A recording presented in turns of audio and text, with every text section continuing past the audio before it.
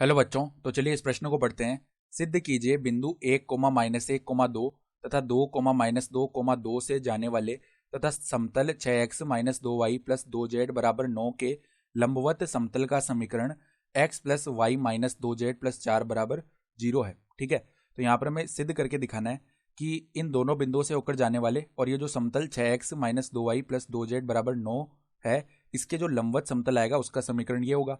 तो प्रश्न में आगे बढ़ने से पहले इस प्रश्न से संबंधित जो मुख्य उदाहरण है उसकी हम चर्चा कर लेते हैं। तो देखो, मुख्य उदाहरण बिंदु बिंदु x1 coma y1 coma z1 से होकर जाने वाले वह A I cap plus B J cap plus C K cap के अभिलंबवत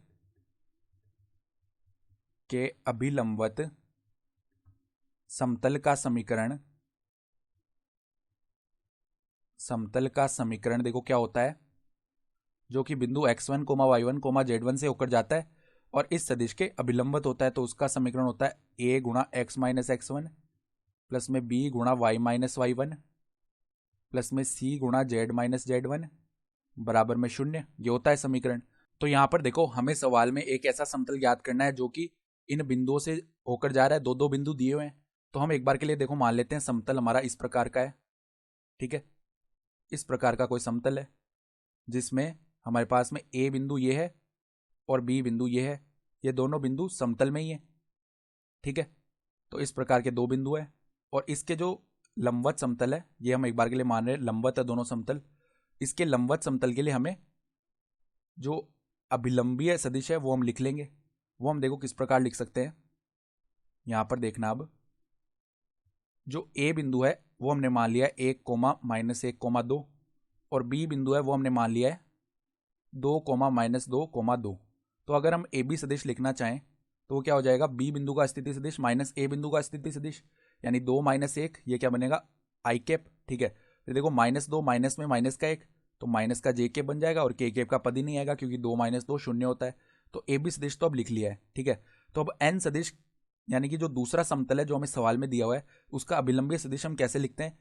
कोई भी समतल का समीकरण दिया हो उसमें एक्स वाई और जेड के जो गुणांक होते हैं उनसे जो सदिश बनता है वो होता है अभिलंबीय सदिश। यानी एन सदिश का मान यहाँ पर हो जाएगा 6 आई कैप माइनस 2 जे कैप प्लस में 2 के कैप, ये हो जाएगा। तो अब हम सवाल में देख पा रहे हैं कि अगर ये दोनों समतल लंबवत है तो जो दूसरा समतल है उसका जो अभिलंबीय सदिश एन सदिश आएगा वो ए बी सदिश के समांतर होगा। ठीक है, और हमें क्या करना है, हमें जो सवाल में समतल निकालना है उसका हमें अभिलंबीय सदिश लिखना है। इसको हम एक बार n1 सदिश बोल देते हैं जो आएगा, यानी इस प्रकार का जो सदिश आएगा इसके लंबवत वो n1 सदिश आएगा।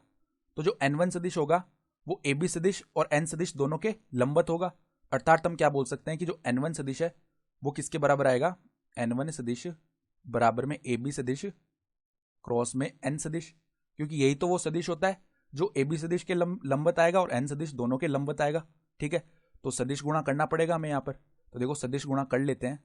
तो यहाँ पर क्या बनेगा, देखो आई कैप जे कैप के कैप और ए बी सदिश में देखो गुणांक क्या है, आई कैप जे कैप के कैप के 1 -1 0 और एन सदिश में देखो क्या है 6 -2 2।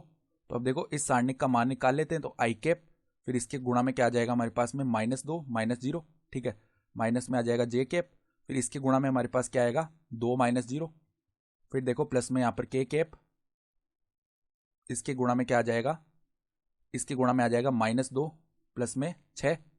तो हमारे पास में सदिश क्या बन गया -2 आई कैप, फिर देखो माइनस का 2 जे कैप, फिर यहाँ पर देखो 6 -2 कितना बन जाएगा 4 बन जाएगा, तो प्लस में 4 के कैप, ये बन चुका है।